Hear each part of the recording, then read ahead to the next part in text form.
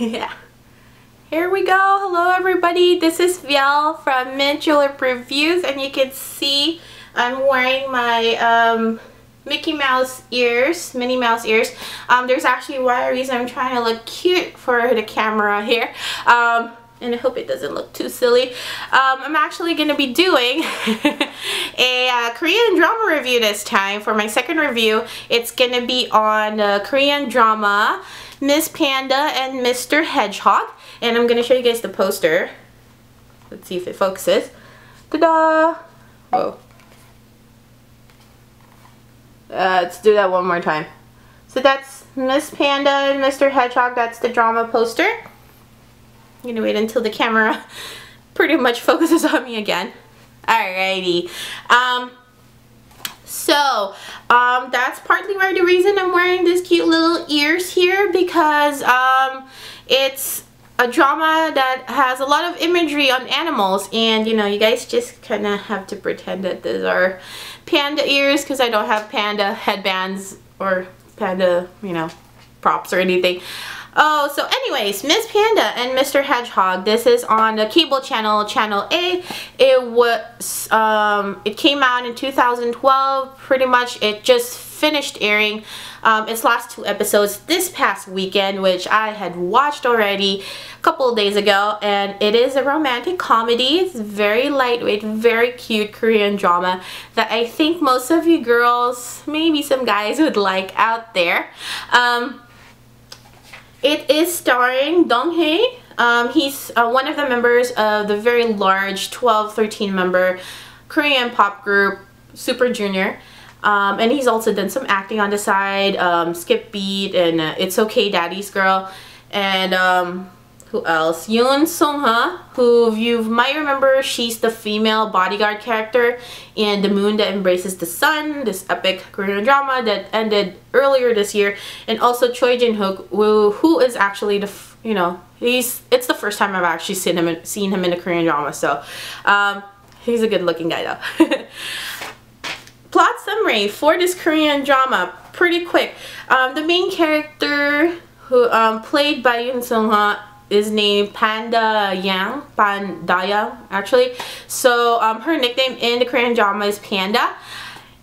She is this cute, bubbly character that is down on her luck, owner of Cafe Panda, which her parents actually left her before they died. And she's drowning in debt, and she pretty much doesn't know what to do because her business is failing. And she happens to just decide to fire out her pâtissier. Is that how you say it? I don't know, it's French. So pastry chef. And accidentally meets by chance Ko Sung-ji, who, the name Ko Sung-ji, like the word itself, kinda like, it sounds like hedgehog in Korean, so that's his nickname in the Korean drama. By chance, and he pretty much says, I'll work for you for free, as long as you don't, you know, ask for my resume. So this guy is like a genius pastry chef, but he has this mysterious, sad past that, you know, very typical of Korean drama heroes. Pretty much, you know, they become business partners in Cafe Panda, and also, you know, love starts to bloom between them, as very typical of these kinds of Korean dramas, like I said. Complications kind of arise when Panda meets her childhood sweetheart, played by Choi Jin-hook, whose name in the drama is Won-il. And he, you know, comes back into her lives, and there's a lot of flashbacks on their relationship as kids, and, you know, and they tell you the sort of how, like, there's a lot of conflict between Choi Jin-hook's character and Ko Sung-gi, just in the world of pastry making and cake making. So actually, I gave this Korean drama 4 out of 5. This was actually before I watched the last 2 episodes, 15 and 16. So this is based on, there's a lot of ums on this video. Again, sorry. So this is the review on the first 14 episodes, because I wrote this out even before I watched the last 2 episodes. Actually, the last 2 episodes are about like a 3.5. I just felt like the first 14 episodes were very, you know, bubbly and like heartwarming and very cute and adorable, and just the setting is gorgeous, like with the beautiful little cafes. And then the last 2 episodes kind of went a little bit darker with the story of, you know, the villain, and they're trying to tie up all these loose ends, and it's kind of like a little bit of disconnect from the first like 14 episodes, which were just super cute. First thing I like about this Korean drama was that it's totally adorable. Like, there are this like super cute, like too cute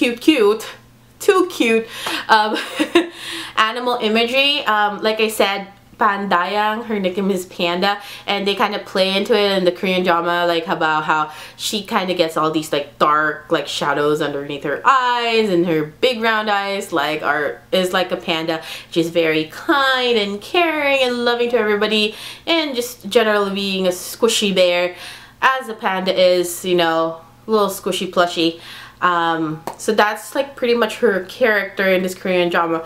And then on the other end, the male lead, played by Dong-hae, Ko Seung-ji, is a hedgehog, who is this prickly, stubborn, knucklehead type of character that's, you know, making trouble, conning everybody. So they're complete opposites, and they kind of really personify their animal counterparts.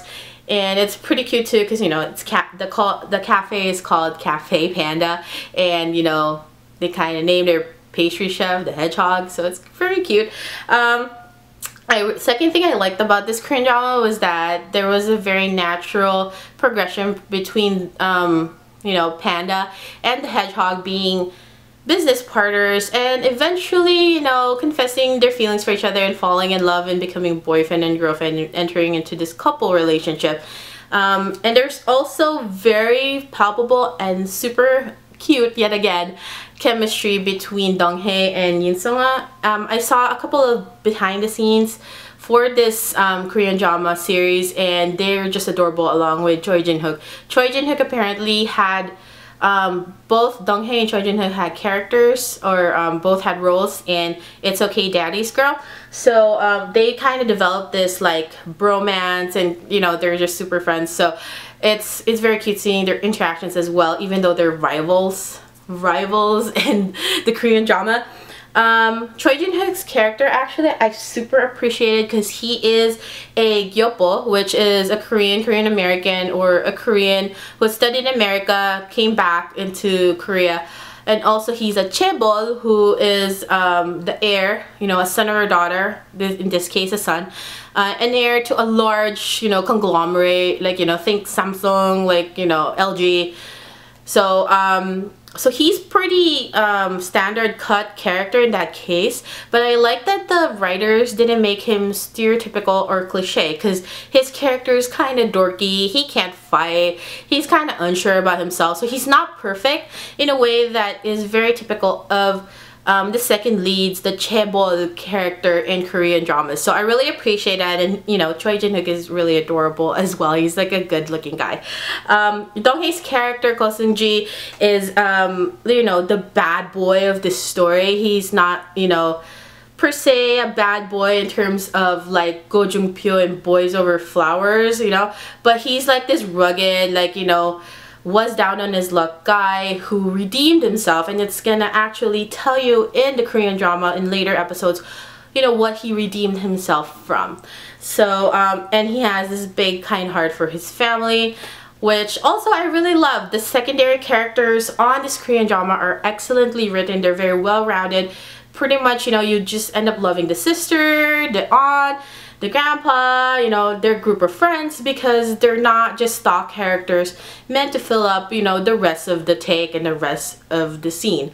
So, you know, you end up falling in love with the whole, you know, world and the whole friendship and family relationships within the drama. And the last thing I really liked about this Korean drama was there were so much food porn. Like, literally, there was so much food on this Korean drama. Food in terms of sweets, pastries, cake, it was all gorgeous and beautiful that I wanted to reach into my computer screen and just pretty much pick them out and eat them. They were super cute, adorable, pink and purple, and all of this fancy looking pastries that I just want to eat. So, you know, be forewarned if you watch this Korean drama that you're gonna end up hungry and craving for some like eclairs or something. Last thing about the Korean drama I wanted to say was that, you know, I like that the main villain, who there's more focus on in the last, you know, 2 episodes, 15 and 16, is not really like a super evil guy. He's like not the big bad of the story. He is definitely conniving and is a con man, and he has done despicable things, or, you know, is doing despicable things in the drama, but he's not, you know, like a super evil character. So, you know, it's still pretty light, but like I said, the last 2 episodes kind of became a disconnect just because they're exploring all of this loose ends and they're trying to finish it up and, you know, defeat like the villain and get justice. What else? Oh, I'm gonna be starting some recommendations on these videos. So drama recommendations for Panda and the Miss Panda and Mr. Hedgehog. Some people also call this drama Panda and Hedgehog. Anyways, drama a couple of years ago that came out, Pasta, a lot of food porn also, and the, you know, behind the scenes of, you know, cooking in a hot, you know, 5-star French restaurant, and, you know, all the food in the pasta were just like super yummy.